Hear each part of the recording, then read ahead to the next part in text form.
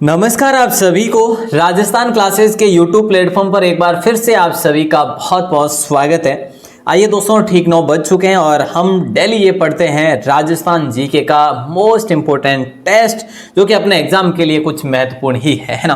तो इस टेस्ट में आपके कितने क्वेश्चन सही होते हैं ये आपको शुरू से ही काउंट करना जरूरी होगा, तभी आपको पता चल पाएगा।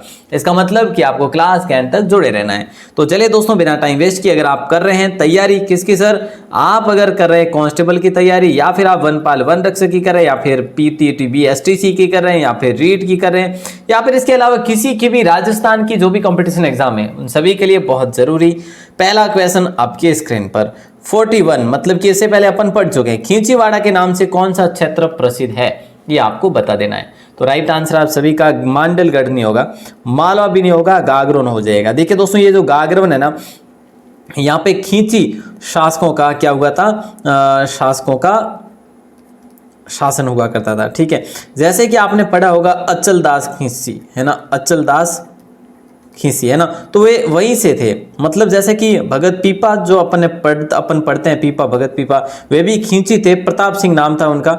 ठीक है, तो ये गागरोन मतलब गागरोन की जागीर से थे। ठीक है, तो यहाँ पे ध्यान रखना, आप सभी सी ऑप्शन को लॉक कर देंगे। अगला क्वेश्चन है नंबर 42, मतलब दूसरा क्वेश्चन है, इतिहास में मालदेव मूचाला के नाम से जो कौन विख्यात है, ये आप सभी को बता देना है।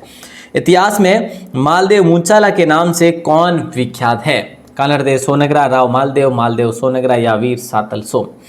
कानड़देव सोनगरा नहीं भी होगा और राव मालदेव भी नहीं होगा। राव मालदेव तो कहाँ के थे? बोले सर जोधपुर के थे। और कानड़देव सोनगरा कहाँ थे? सर ये जालोर के थे। ठीक है, मालदेव सोनगरा हो जाएगा आप सभी का right answer, C option lock हो जाएगा। बिल्कुल आसान था, है ना। और अगला क्वेश्चन है, सम्राट पृथ्वीराज चौहान तृतीय के पिता जो थे ना, इनमें से कौन थे?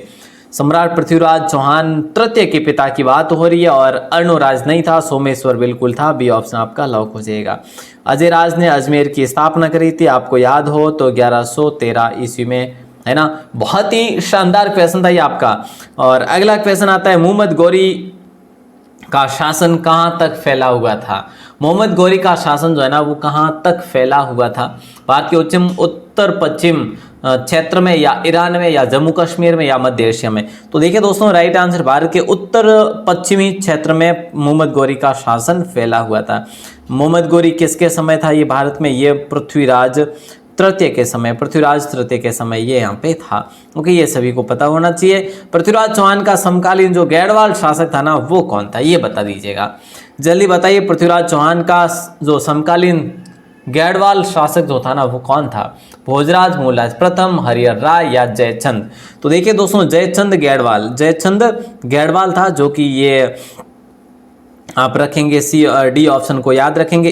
दोस्तों देखिए, गैड़वालों का माना जाता है गोविंद चंद जो है ना, ये गैड़वालों का क्या माना जाता है? संस्थापक माना जाता है। ये चीज़ भी आप लोग ध्यान रखना, काफ़ी महत्वपूर्ण क्वेश्चन बन जाता है यहाँ पे। और जयचंद जो कि ये वही जयचंद है जो संयोगिता का पिता था। संयोगिता कौन थी सर? अरे क्यों पूछ रहे हो, मुझे पता है ना सबको। हाँ सर, सबको पता है। हाँ, ऐसी चीज़ें तो ध्यान ही रखो लाते हैं। चलो, नंबर 46 है कि पृथ्वीराज के शासन प्रबंध संभालने के बाद उनका प्रथम सैनिक अभियान जो था ना, किसके विरुद्ध हुआ था? तो ये आप सभी को बताना है। उनके चचेरे भाई नागार्जुन के साथ, महोबा के चंदेलों के साथ, या मोहम्मद गौरी के साथ, या कन्नौज के गैड़वाल शासक जयचंद के साथ? देखिए प्यारे साथियों, यहाँ पे पृथ्वीराज ने शासन संभालते ही उन्होंने अपने चचेर भाई नागार्जुन को निपटा पहले, कि भाई पहले तो ऐजो कंपनी जगह है नहीं, आड़े पाड़े सब बड़ो घोचुकोण करे कि भाई करे, तो भाई ने ऐजो निवड़ लो पहली। तो जो पहली किने निवड़िया, पहली भाई ने निवड़िया, पचे जगह कट गया मऊबारे चंदोलर पाड़े, उन्होंने मतलब उन्होंने खात्मो करिए। उन्हें बाद में जैसे जयचंद जगह मोल ली उदारी, ठीक है, पसे गोरी भी होया। खैर, लेकिन अपने जगह सही उत्तर जवाब वो वेला ए ऑप्शन। ओके ना। किस लेख में चौहानों को सूर्यवंशी बताया गया? बडली शिलालेख? नहीं सर। घोसुंडी अभिलेख? नहीं सर, ये भी नहीं होगा। हरिकेली नाटक? सर ये हो जाएगा। चलो, हरिकेली नाटक की बात करें दोस्तों, ये इसमें किसका वर्णन मिलता हमें? तो अर्जुन व भगवान शिव का वर्णन मिलता है। उनके युद्ध का वर्णन मिलता है। भगवान शिव और अर्जुन के युद्ध का वर्णन मिल जाता है। ठीक है, हरिकेली नाटक ध्यान रखना, सी ऑप्शन लॉक हो जाएगा। अगला क्वेश्चन, हरिकेली नाटक की स्थापना किसने करी थी या फिर रचना किसने करी थी? ये मैं अभी आपको बताने वाला था कि भाई किसने करी, मैं एडवांस में बता देता, लेकिन पता था कि क्वेश्चन आएगा। इसका मतलब राइट आंसर आप सभी का हो जाएगा। आप समझ गए होंगे, विग्रहराज चतुर्थ। विग्रहराज चतुर्थ को आप कवि बांधव भी बोल सकते हैं। क्यों बोलेंगे सर कवि बांधव? क्योंकि कवियों की मंडली इनके दरबार में रहा करती थी। ओके, ये विद्वानों के आश्रयदाता कहे जाते हैं कवि बांधव। इनको बीसल देव भी बोल सकते हो आप, बीसल देव, इनको बीसल देव भी बोल सकते हैं। इनको खैर विग्रहराज चतुर्थ तो आप बोलते ही हैं, है ना। चलो साहब, डी ऑप्शन को लॉक कर दिया आपने, तो फिर जो आगे बढ़ते हैं। नंबर 49 पूछा आपसे जा रहा है, जरा ध्यान देना, आपसे पूछा जा रहा है बिजोलिया शिलालेख की स्थापना किसके द्वारा की गई? बिजोलिया शिलालेख सर ये कहाँ पर है? अरे भाई साहब, ये हमें भीलवाड़ा में मिलता है बिजोलिया शिलालेख। और राइट आंसर जैन श्रावक लोलाक के द्वारा इसकी स्थापना करी गई। ए ऑप्शन को फिलहाल के लिए हम कर देंगे लॉक। ए ऑप्शन को फिलहाल के लिए ही क्यों? मेरे कहने का मतलब कि अभी तो अपना ए ऑप्शन में एग्जाम में डी में भी आ सकता है, सी में भी आ सकता है, बी में भी आ सकता है। मेरे फिलहाल का अर्थ ये है, बाकी आप कुछ और ना समझियो। अगला क्वेश्चन नंबर 50 आपसे पूछा जा रहा है कि भाई रणथंभौर दुर्ग पर दिल्ली सुल्तान अलाउद्दीन खिलजी के आक्रमण करने का जो मुख्य कारण था ना, वो क्या था? सर किसने, अलाउद्दीन खिलजी ने रणथंभौर पर जो आक्रमण किया था जो अपने रतन सिंह के समय, वो क्या? रतन सिंह कटे हटे हमीर देव। हाँ भाई साहब, हमीर हट वाला वे। रणथंभौर शासक हमीर देव द्वारा अलाउद्दीन के विद्रोही सैनिक नेता मोहम्मद शाह को शरण देना, बिल्कुल सही बात है। अमीर देव द्वारा अलाउद्दीन खिलजी के अधिकार वाले बयाना के दुर्ग पर कब्जा करना। नहीं साहब, अमीर देव आईडी कोई बात ही कौन करी, यानी तो अपने जो राइट आंसर कही वाला ए ऑप्शन वाला। और कोई कहीं करे कि अपने ए पढ़ियो उनको बी पढ़ियो, क्यों कि ए और बी दोनों ही सही है, नो मतलब वो सी वाला। अरे भाई साहब थोड़ा पढ़ लिया करो यार, ये थोड़ी ना हुआ कोई। चलो नंबर 51 आपकी स्क्रीन पर, और पूछा जा रहा है आहड़ की मां सतियों में सबसे पहली जो छतरी बनी हुई है ना, किसकी बनी हुई है? महाराणा कुंभा की, महाराणा अमर सिंह की, या महाराणा उदय सिंह की, या महाराणा विक्रम सिंह की? तो सही जवाब, आहड़ की महासतियों में सबसे पहले जो छतरी बनी थी ना, वो बनी थी अमर सिंह, महाराणा अमर सिंह प्रथम की, महाराणा अमर सिंह प्रथम की। अब सर प्रथम ये कौन थे? अरे ये कर्ण सिंह के पिता थे।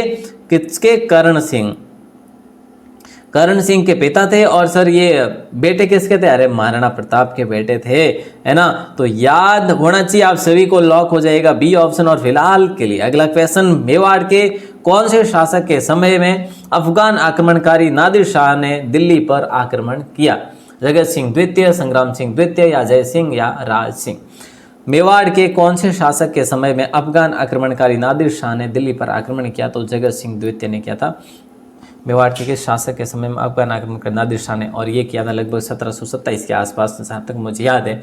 ठीक है, ए ऑप्शन आपका लॉक हो जाएगा। ठीक है, याद रखियो बस। नंबर 53 नंबर क्वेश्चन है, 53 नंबर है ना, मतलब आज का 13वां। महाराणा अमर सिंह फर्स्ट ने शहजादा खुर्रम से संधि कब की? और ये शहजादा खुर्रम जो है ना, ये कौन था? शाहजहां था या फिर जहांगीर था? बताओ जरा। तो जहांगीर ही था, शाहजहां यहाँ पे कब आ गया? चलो जहांगीर था, है ना। तो अच्छा, राइट आंसर 5 फरवरी की बात है और 1615 की बात है। 5 फरवरी 1615 की बात है, और इंपॉर्टेंट क्वेश्चन है, बहुत ही इंपॉर्टेंट क्वेश्चन, याद रखिएगा। ठीक है, अगला क्वेश्चन आता है, चित्तौड़ में सिसोदिया वंश की नींव किसने डाली?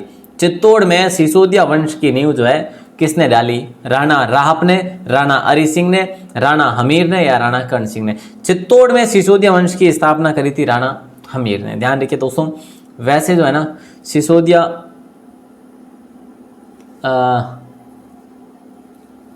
अच्छा एक चीज है, मतलब वैसे प्रॉपर देखा जाए ना, आपसे पूछा जा रहा है चित्तौड़ में सिसोदिया वंश की नींव जो डाली वो राणा हमीर ने डाली।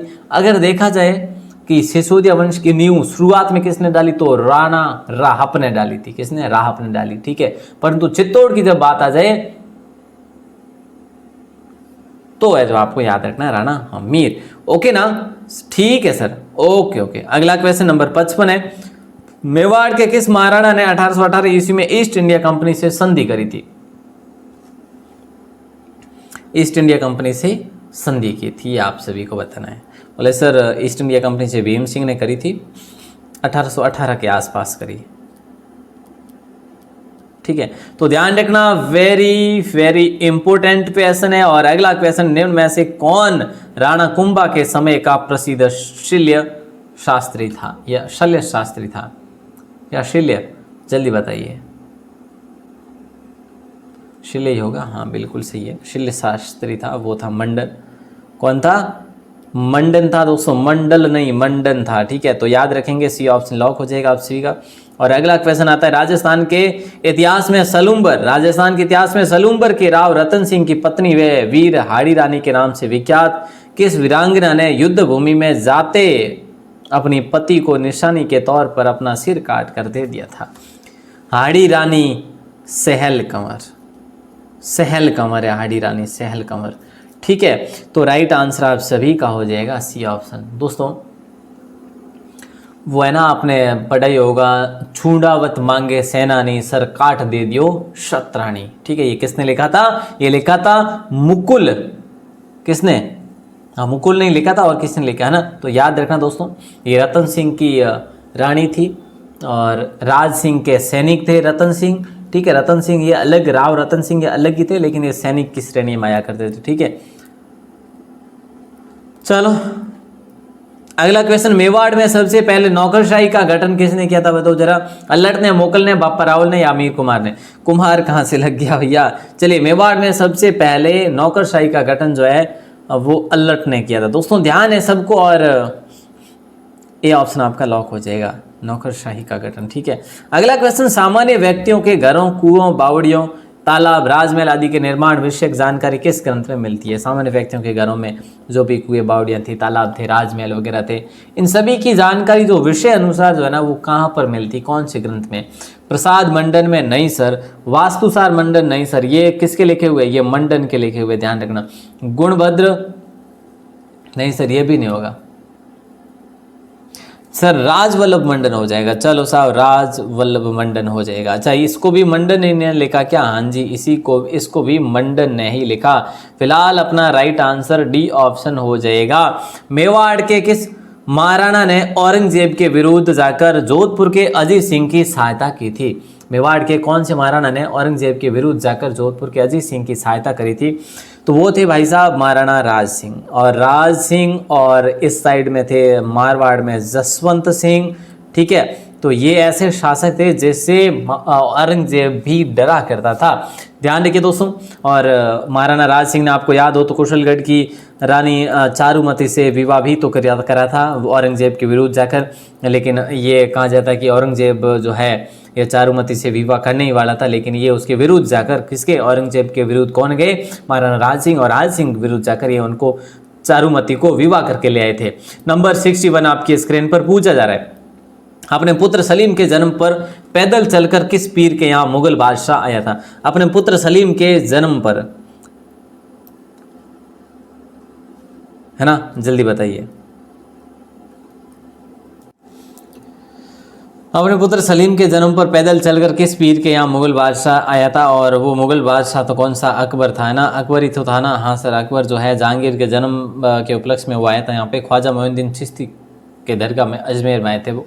ठीक है, और इसमें यहाँ पे उनके द्वारा जो काफ़ी भेंट भी है, यहाँ पे जो कढ़ाई है वो भी अकबर ने भेंट करी थी। अगला क्वेश्चन पूछा जा रहा है, राजस्थान मुस्लिम सत्ता के प्रचार का सर्वाधिक श्रेय जो जाता है वो किसको जाता है? राजस्थान मुस्लिम सत्ता के प्रसार का सर्वाधिक श्रेय जो जाता है ना, वो अलाउद्दीन खिलजी को नहीं जाता क्या? रजिया को नहीं जाता क्या? जलालुद्दीन खिलजी को नहीं जाता क्या? नहीं सर। तो इल्तुतमिश? नहीं सर, ये राइट आंसर तो डी ही होगा, अलाउद्दीन खिलजी। ये दोस्तों देखिए 1296 से ये बैठा था गद्दी पर, लगभग 1313 तक ये रहा था आई थिंक। ठीक है, तो ध्यान रखना 1313 या 1310, मतलब ये आप याद रखना, बहुत इंपॉर्टेंट क्वेश्चन बनता है यहाँ पे। अगला क्वेश्चन है, हल्दीघाटी के युद्ध में मुगलों और महाराणा के सैनिकों के साथ साथ दोनों पक्षों के जिन हाथियों में बहुत वीरता थी उनके नाम क्या थे? ये आपको बताना है।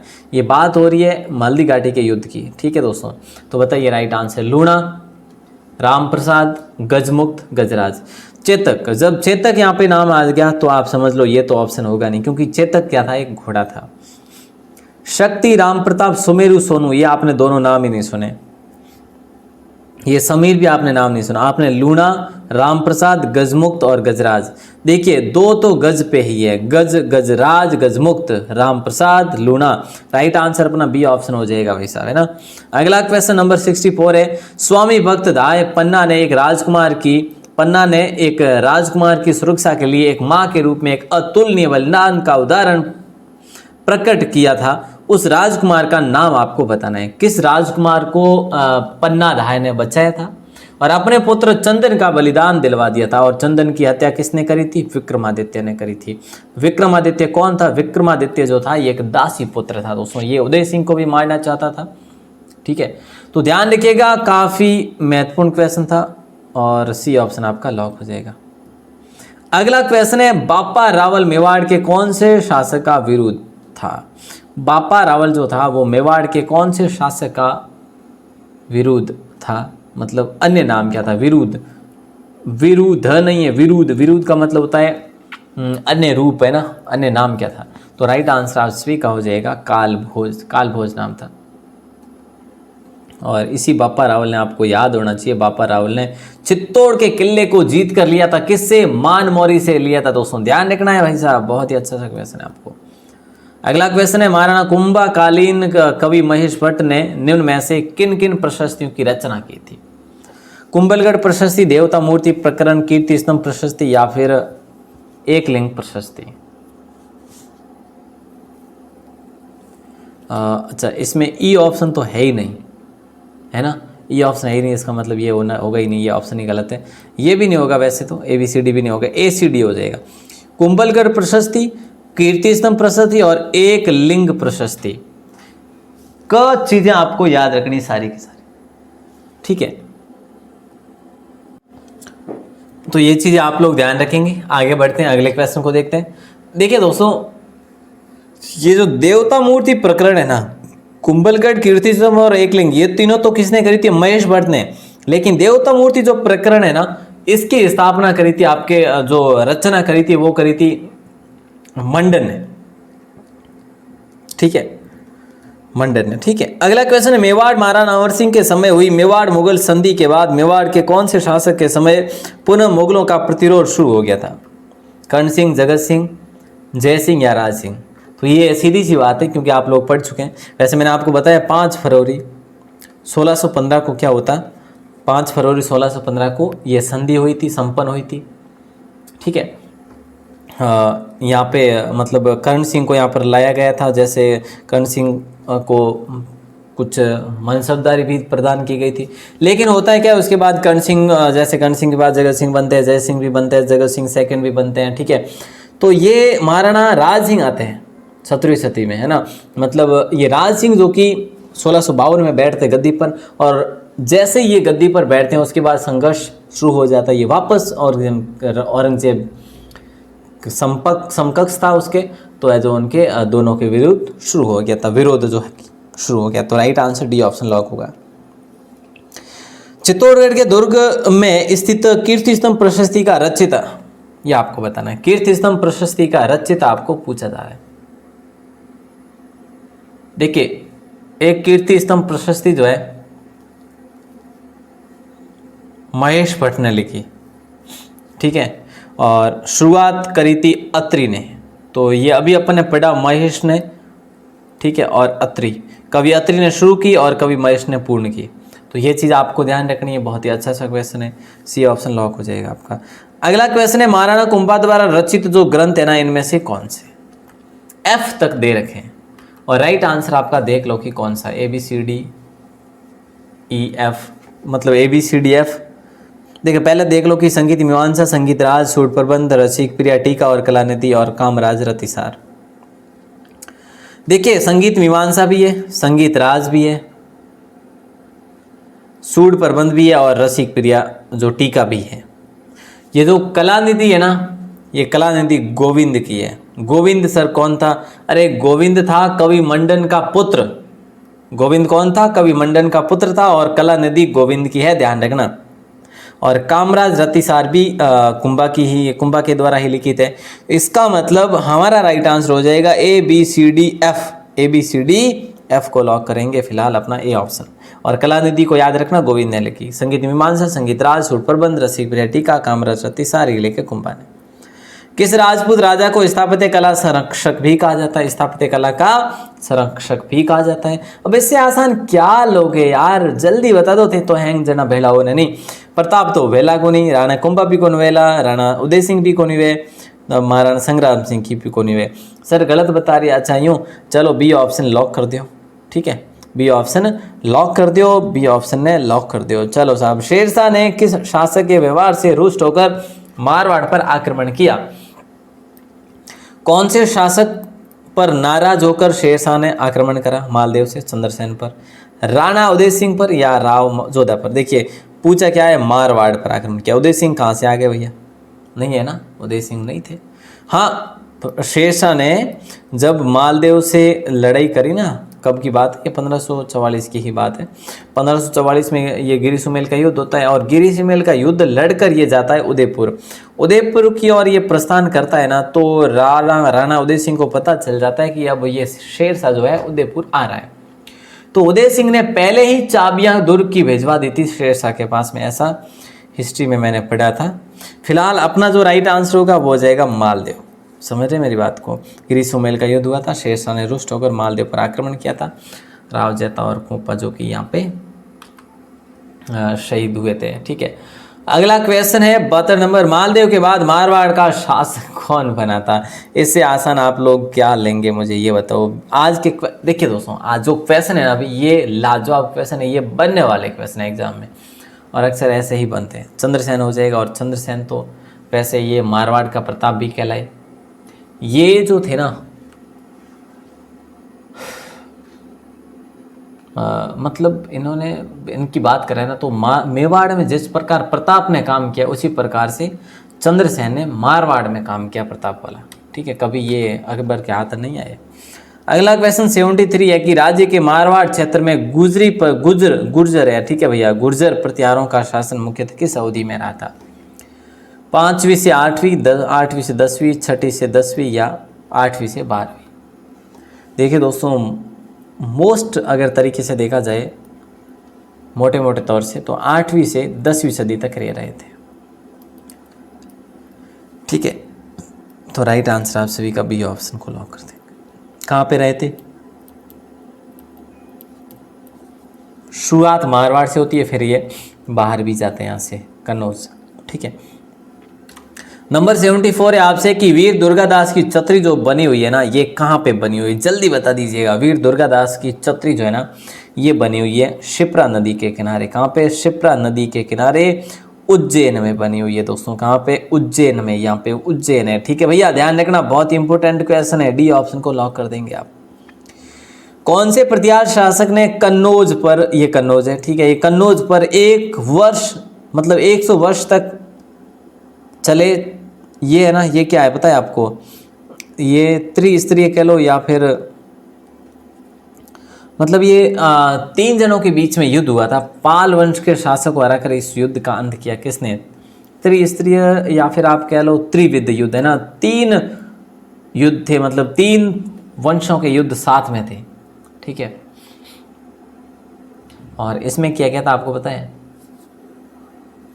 अपने पाल वंश के शासक को हराकर इस युद्ध का अंत किया था, वो थे नागभट्ट द्वितीय, और उन्होंने हराया था चक्रा युद्ध को। किसको हराया था? चक्रा युद्ध को। ध्यान रखना दोस्तों। अगला क्वेश्चन 76 आपकी स्क्रीन पर है, जल्दी से बता दीजिएगा कि किस प्रतिहार शासक के काल में टनरी भारत में प्रतिहारों की शक्ति अपने चरमोत्कर्ष पर पहुंच गई थी?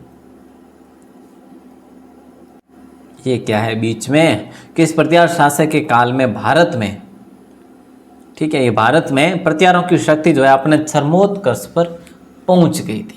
तो महेंद्रपाल प्रथम, मिहिर भोज या वर्षराज प्रथम या रामभद्र? आपका राइट आंसर हो जाएगा मिहिर भोज दोस्तों। क्या हो जाएगा? मिहिर भोज हो जाएगा। बिल्कुल आसान सा क्वेश्चन था आपका, बी ऑप्शन लॉक। अगला क्वेश्चन नंबर 77, किस प्रतिहार शासक के दरबार में कपूर मंजरी और काव्य मीमांसा का लेखक राजशेखर रहता था? काव्य मीमांसा ऐसे लिखा जाएगा। ठीक है ना।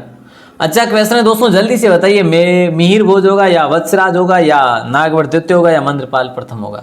तो यहाँ पे महेंद्रपाल प्रथम हो जाएगा। कपूर मंजरी और काव्य मीमांसा दोनों इन्हीं के द्वारा लिखा गया। इन्होंने बाल रामायण भी लिखी थी और इन्होंने बाल भारत भी लिखी थी, ठीक है। तो ये डी ऑप्शन आपका लॉक हो जाएगा। किसने लिखी थी? राजशेखर ने।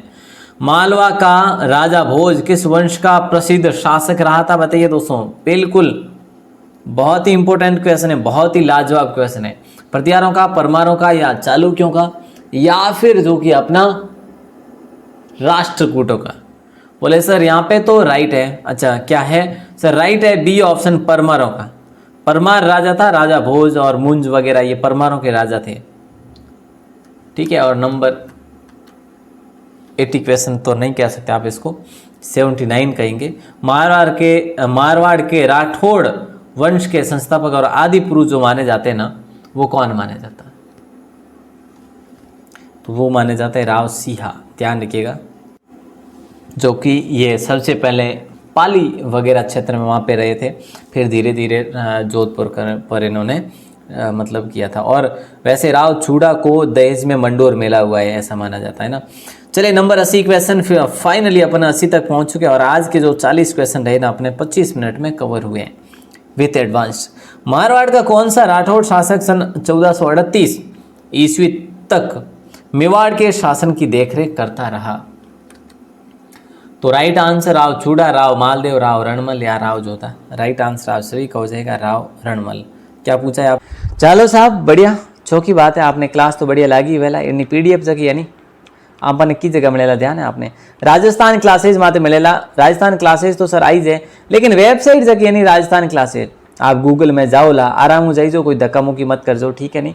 गोटे भीड़ तो घनी पड़े वेबसाइट माते भी, पर आप रे धक्का मुक्की नहीं करनी, आराम हो जानो। राजस्थान क्लासेज री वेबसाइट माते लिखनो आपने गूगल में जान राजस्थान क्लासेज और राजस्थान जी के लाइव क्लास PDF माते क्लिक कर जो, ताकि आपने उठे जगह सारी PDF मिल जावेला डे वाइज डे। ठीक जने आलू में आप सब जनारो घणो और घणो आभार, घणो घणो धन्यवाद।